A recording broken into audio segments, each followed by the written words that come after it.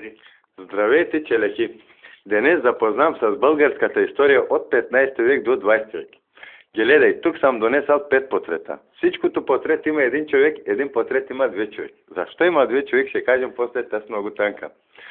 Първи портрет Васил Левски. Българите са го предали, турците са го ибали. Сбъркаваме, искам да кажа, обесе се го. Втори портрет с големите мустаци, с големата брада, калмавката гълъта, това не е поп, това е отцет Паисий. Написал българската история, написал така, българския народ, секимишестен народ, нищо няма да стане. Трети портрет с големите мустаци без брадата, Иван Галазов, написал под индигото, който не го е чел домашно изпразнение да учва на Изус. Четвърти портрет Кирил Методи Навратно, написал българската азбука, написал така, Абъл, съката, пъката, мъката, хуй ядеш. Петти портрет с големите мустаци, с големата брада, поет Рилцуне Ристо Ботев. Събира 5-6 ашлака, ще преплува Дунава.